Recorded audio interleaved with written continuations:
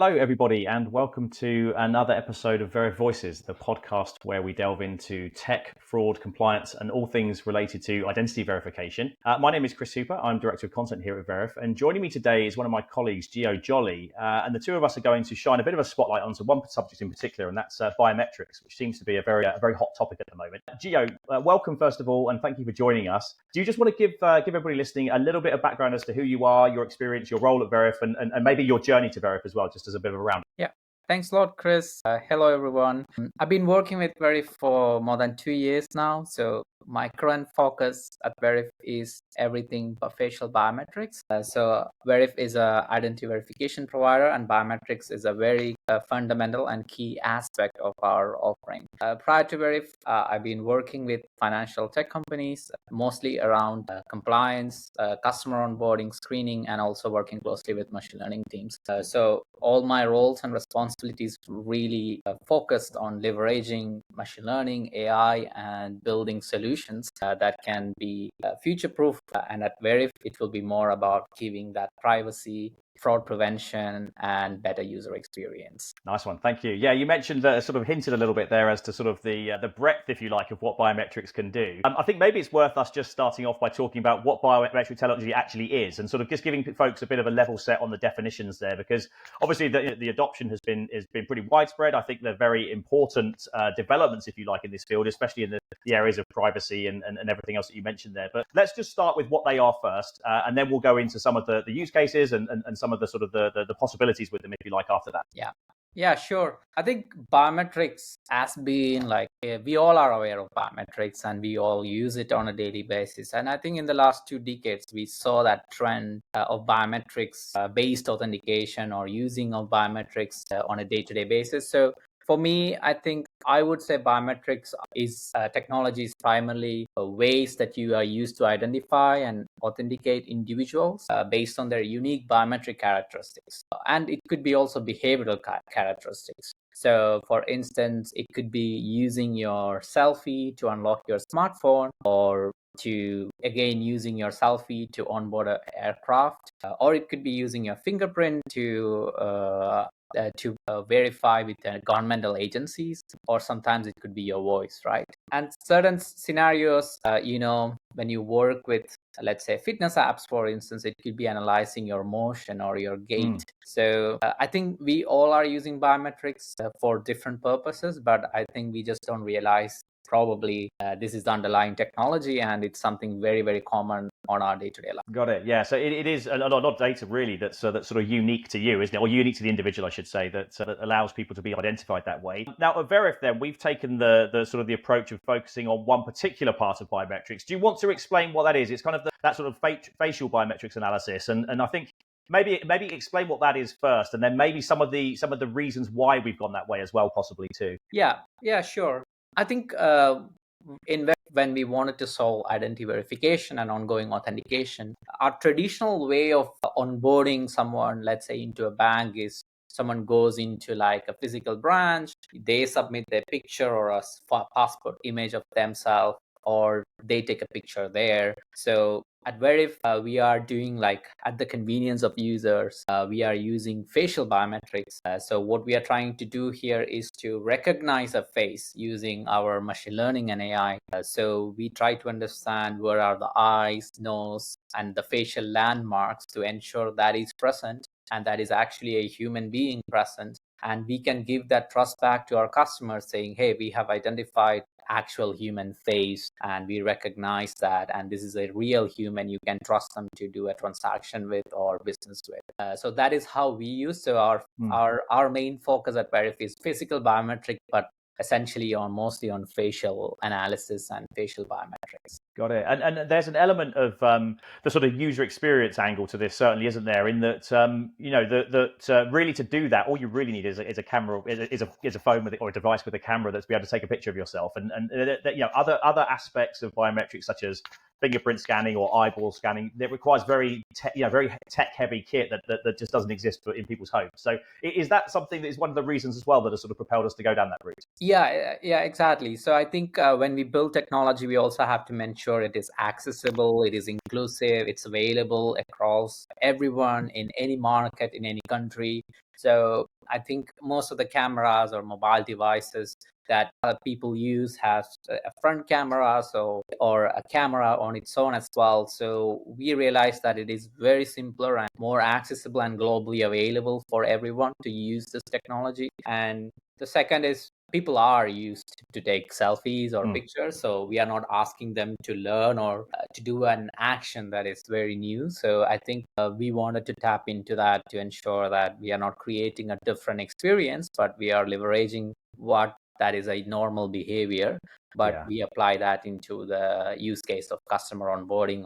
Yeah, I really like that. I really like that this product has sort of come from a user experience piece first, but it also is very, very good at preventing fraud as well. I mean, we should sort of call that out specifically, because I think that as well as it's easy to use, it is also very, very hard to beat from a fraudster point of view. Do you want to just delve into that detail a little bit on that, specifically sort of why we've chosen facial biometrics for that reason? Yeah, sounds good. I think like every product, there comes this challenge of fraud prevention, and there will be some bad actors who wants to circumvent the controls we have. So with facial biometrics, the good part is you have enormous amount of data that our underlying systems can work with. It may look like it's just a selfie, but you can also understand the background, the lighting, the quality of the image, the facial features. You can look into, is there any inconsistencies in the face or the images? So we can work with data in a better way. And so we believe all this helps us to make a much more accurate decision making. So we leverage all the data points in a better way to make that decision. While in terms of other biometric modalities that we see, there is still some maturity that we need to happen. For instance, with voice, you don't really see who they are speaking or who is speaking. So we have seen there is some systems being easier to circumvent with voice-based authentication. So, but as time evolves, we will get more mature with technology. But I think as of today, we are more confident with facial biometrics than other biometric modalities. Yeah, I totally agree with that. And it sounds to me as well that this is a piece of technology then that is kind of, that there are two things that seem to be real sort of buzz topics at the moment. Biometrics being one of them, and the kind of AI, generative sort of AI deepfake sort of fraud area as well. And these two really converge, don't they? I think that the facial biometrics has a very, or the way that sort of Veriff proposes it at least, has a very sort of strong prevention against this type of fraud. Do you want to just explain a little bit about that? Because I think that's quite a key point to call out. And I'm sure something that's top of mind to a lot of people who are listening. Yeah, that's a good call out. So essentially, most of our customers or the market, when we speak to them, they are worried about deepfake, because you can see how creative and how realistic the technology these days are, and how they are evolving. So, and how these onboarding solutions can keep up with those technology. That's a great question, but it's also a concerning challenge that we also need to address. So I think at Veriff, what we are done is to use our capture process and to look into that details, as I mentioned just before, to understand, is there any inconsistencies in the facial geometry, or what does a real face look like, and what does a generative AI or synthetic face look like based on that inconsistency. So we have built internal AI systems that is capable of understanding and distinguishing those using facial features, image attributes. And one example I can think of is if you look into deepfakes, the eyeballs, there might be a reflection. That is one data point which can be interesting. The other one is if someone is wearing glasses, you can see probably the frame may not be very well structured, or it could be, there should be some inconsistencies usually.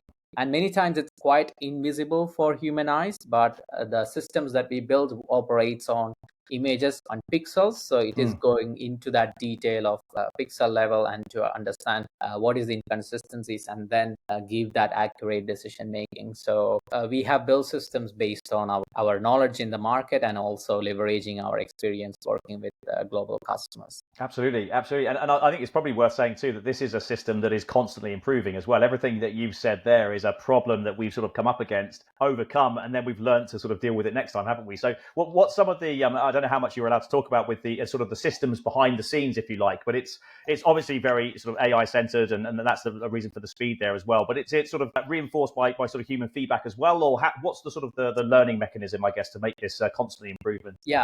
Definitely. I think based on the risk appetite of our customers, we have different ways of offering the product.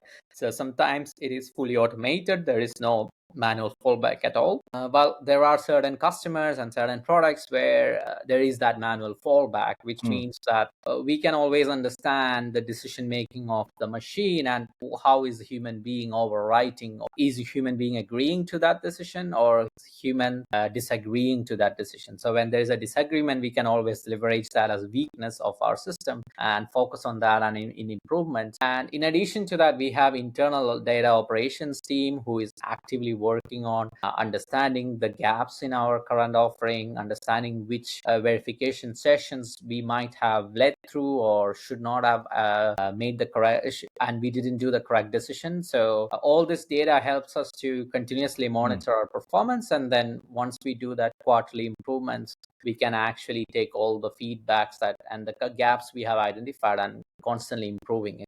So yes, importantly, human is a very important element in this improvement process, along with ongoing automatic machine-based improvements as well. Excellent. And you sort of hinted in there a little bit around the sort of the level of sort of risk acceptance that the customer, or our customer, sort of the businesses that we're working with, is willing to deal with as well. And I think it's probably just worth pointing out that the classic sort of identity verification piece that Veriff does is using that government ID document plus some sort of biometric analysis as well. But that doesn't always necessarily have to be the case, does it? Depending on what industry you're in. Do you just want to talk a little bit about the kind of the levels that are on offer there and where they might be appropriate to different types of businesses possibly? Yeah, definitely. I think sometimes, identity verification can create a lot of friction for the end users because it's a lot of steps. They might need to have an identity document and then do a selfie. So there are certain scenarios where we just purely use selfie just to give that initial onboarding experience, and customers and their end users can start use the products, right? So one example I could think of is in dating, for instance. Sometimes there is no need for an actual identity verification. You just need to ensure that the person who is actually using the dating app is a human being or not. So in those scenarios, we just take a selfie, we just ensure that it's not a AI or a bot or a catfish. And whenever there's a change in profile picture, we just need to check it's the same person doing that or not. So yes, so there are scenarios you don't need that full identity verification. So I would say it really depends on the industry, the use case, and how much user experience are you willing to trade off, and are you complying to any regulations in particular as well. Yeah, and that's going to be a unique point in that sort of cross section of all of those factors, isn't it, for each business, depending on where they operate, on what they do, and so on. So I think one of the good things about Veriff is that we offered a completely sort of personalized and tailored service that we can build the system that actually works for you and for the outcomes that you want. I think across those kind of use cases, though, one particular type of fraud that seems to come up quite a lot is this sort of account takeover piece, which is it's equally applicable in financial services as it is all the way through to dating and other sort of less regulated industries. But what can biometric authentication offer for that particular type? Because it is quite a unique type of fraud, I think, and something that's probably worth calling out. Yeah, I think in summary, account takeover is a very important as well as main challenge for many of our customers. And if you ask me what is account takeover, it is simply when someone gains access to your account, right? So it could be your account in a bank, it could be your email, it could be your dating profile. And when someone else who is not the actual primary user is actually taking over the account. And in financial tech, the main challenge is when someone else is taking over the account, they withdraw a huge amount of funds, and that causes huge amount of financial loss to the end user, and it also affects the reputation of the bank and financial institution. So it is a major concern. And so in terms of biometric technology, I think where biometric technology can come into play is usually we use traditional passcodes or pins to log into accounts. So the challenge here is many times these pins or passwords get stolen, and that's how fraudsters get access to your account. So including any multi-factor authentication with biometrics means the end user selfie is required to access the account. So this is not very easy to replicate or to circumvent compared to your passcode. But in addition to that, our biometric authentication product not only leverages selfie, but it also takes into account your device, your network, and behavioral analysis to ensure that it is the same user that I have seen before. And if there is any unnatural or inconsistency in behavior, we always flag that for customers so they can make the next steps in terms of the decision making. Got it. That's great. That's a great summary. And I think, what about so I know you work very closely with our fraud team and the teams that are sort of developing these solutions and seeing on the front line, as it were, of how it's working in the market. Do you have any anecdotes you can share of particular incidents where this has come up, or where biometrics has been of a particular advantage? Yeah, sure. I think one of our customers that we work very closely with have seen an attack of tech support scams. So they are a financial tech firm and they have a wallet, and their end users was targeted for tech support scams where someone is calling them and saying, okay, I'm gonna help you with your fixing your computer issue, and then somehow got access to their passcodes. But with biometric authentication solution, we were able to ensure that it's a different person who is actually taking selfie compared to their identity verification selfie. So we were able to decline them. And there were certain scenarios where they managed to grab the selfie via webcams and then supplying those selfies in the biometric authentication session to circumvent those controls. But we were still able to understand that, okay, this is a photo captured in a screen and it's not actual selfie image. So we were able to protect our customers from tech support scams using our biometric code solution. So I think that's a good example of how fraud can happen, and solutions and providers like Veriff can come into play to make your accounts more safer and ensure that trust with your end users. Yeah, absolutely. I think that's a great example, and kind of something that all of us will be familiar with. I think we've all had these sort of slightly suspicious-looking emails every now and again, and and they are sort of the people who send them are very opportunistic, and that's kind of how this game works. They just sort of send out as many as they can. Eventually, somebody falls for it, and it goes from there. So to have a second line of defense other than people, just relying on people just sort of not click links and things like that, I think is a very sort of very sensible thing to have. And let's just talk a little bit around the sort of the uptake of biometrics, because I know that we've done some research recently that was talking to sort of fraud professionals in the US, and they said, I think it was 96% of them actually, of the respondents to our survey, said that they plan to increase their use of biometric technology over the next sort of year or so.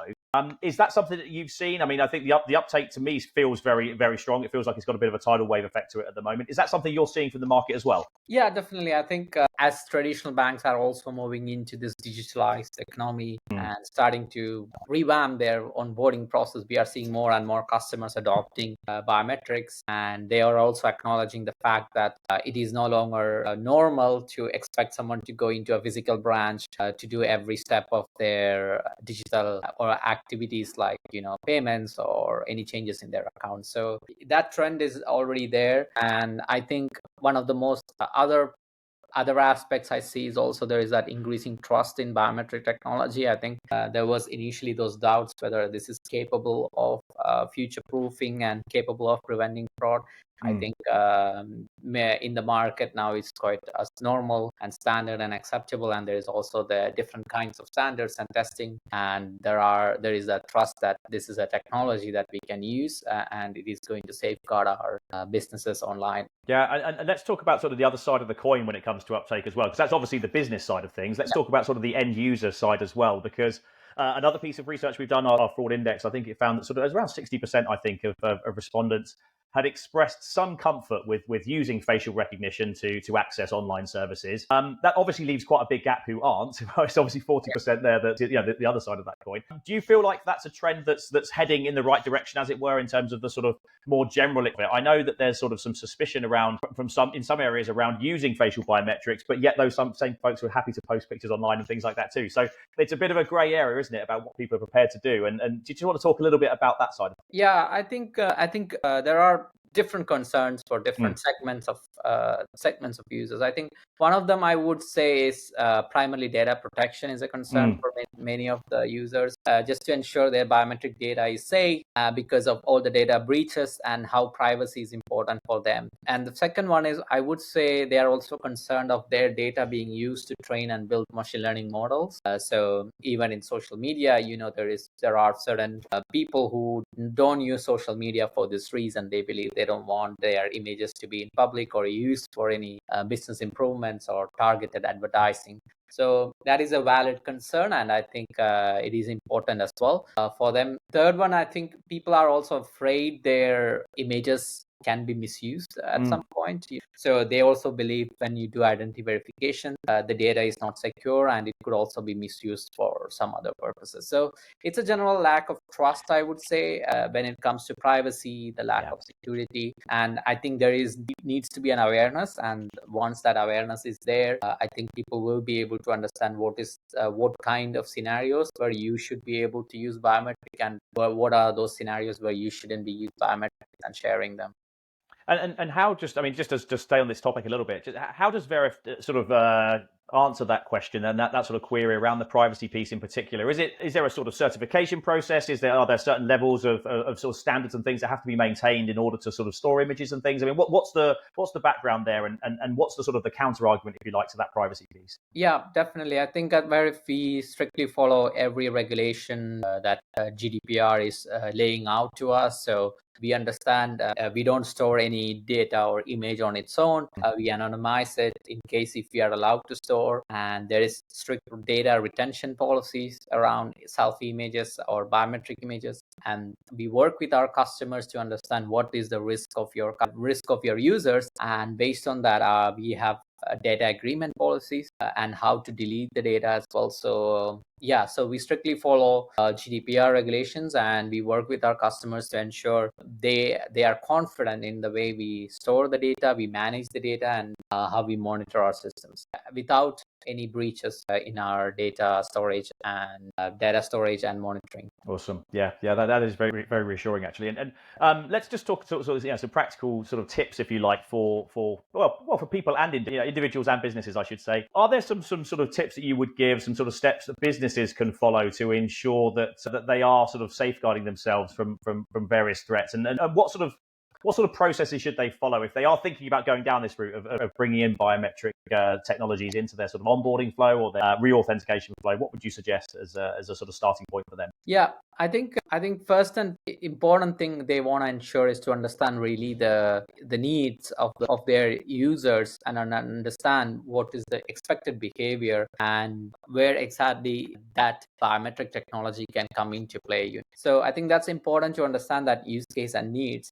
And then businesses can start adopting it. As I mentioned, it could be for multi-factor authentication. Instead of using passwords, they can start thinking about how I can leverage biometrics to authenticate my users in a seamless way, in a faster way. And the second approach I can think of is they could also think about low risk areas where they can start implementing before they move into very high risk initiatives. As I said, there could be certain scenarios where your end user might have to change maybe a picture in your profile. So it may not be that riskier compared to full onboarding flow. So you can start by using liveness detection there and start adopting biometric technology there. And once you're comfortable, once you have enough processes around biometric technology, you can scale up into larger use cases. And I think when you start adopting biometric technology, I think the most important thing is you also need to think about how do you encrypt your biometric data, how do you store it, how do you transmit it, how do you ensure that end user has control over it.